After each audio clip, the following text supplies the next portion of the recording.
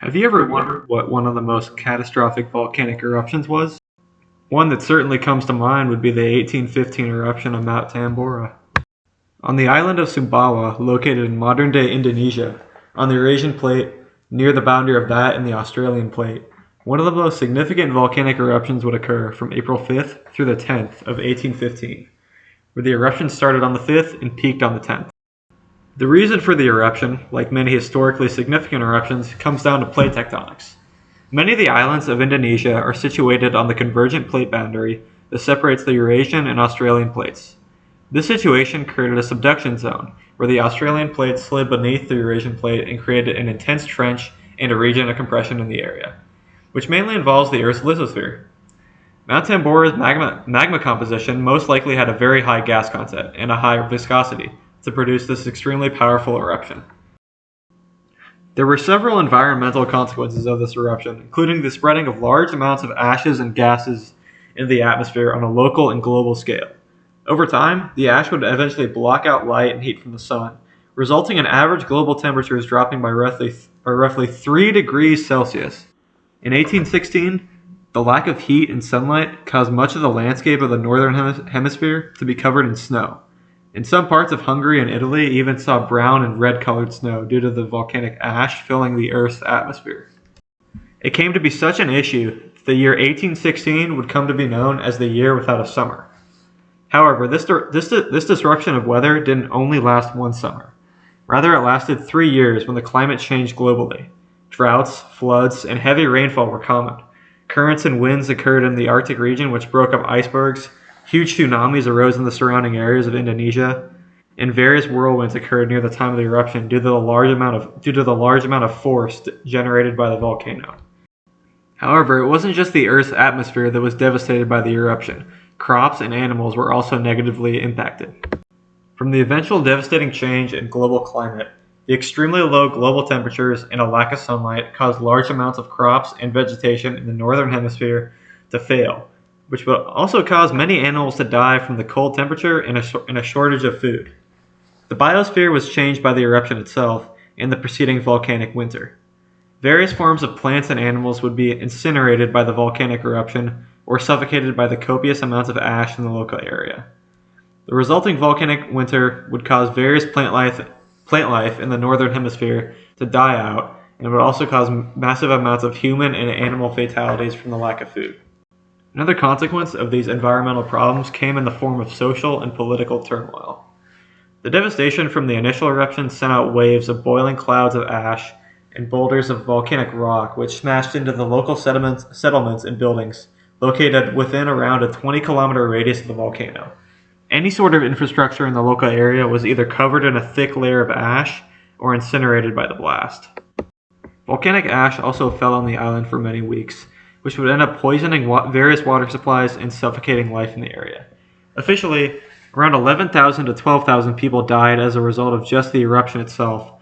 The total regional number of deaths as a result of the event were estimated to be at least 71,000. The total number is much larger than the number that died directly from the eruption because of famine and disease. The volcanic eruption would also change the structure of the volcano itself, blowing off a large portion of the top of the volcano. The upper 1,200 meters of Mount Tambora were blown off completely, decreasing the height of the volcano significantly. The broader regional area was not as severely incinerated as the immediate local area, but was still damaged heavily by the eruption. The ash and particles ejected from the volcano also heavily damaged the regional area as well. The regional area was almost as harshly affected as the local area, due to the gigantic scale of the VEI-7 eruption. VEI stands for Volcanic Explosivity Index, and it is a numeric scale that reflects the level of explosivity of volcanic eruptions. A 7 on the VEI is extremely high, but it reflects the gigantic scale of Mount Tambora's eruption.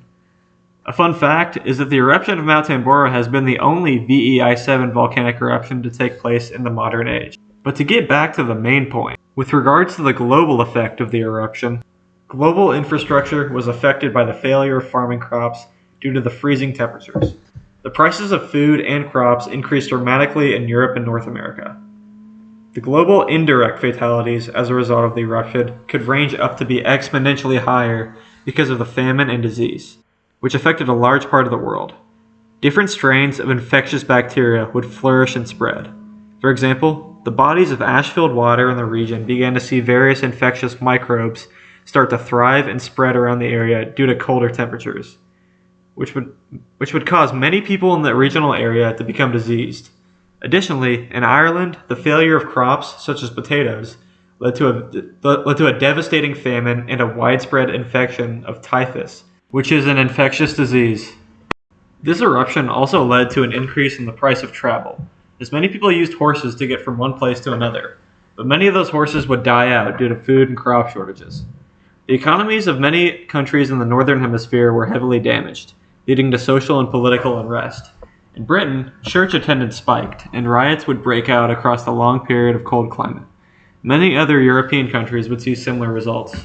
In the United States, food shortages and high crop prices persuaded many settlers to migrate towards the Midwest, to places such as Illinois and Indiana, hoping to see better conditions for agriculture. While there were many catastrophic effects of the eruption on humanity, not all were bad.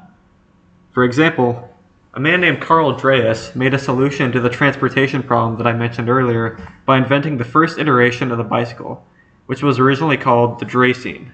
Additionally, there were many effects on pop culture as well. Mary Shelley, Percy Shelley, Lord Byron, and John Polidori had all been staying inside a villa together during the harsh thunderstorms and rain caused by the eruption of Mount Tambora. While they were all inside, Lord Byron figured that they could all pass the time by having each of them write a ghost story. John Polidori would end up writing a story that would eventually be expanded into the first depiction of the vampire. Mary Shelley would eventually end up getting inspired from the stormy weather to write the novel Frankenstein in 1818.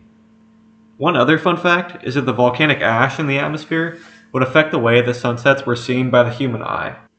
The ash particles in the atmosphere would cause sunsets to be seen as more colorful and vibrant, resulting in some artists depicting these sunsets in various paintings.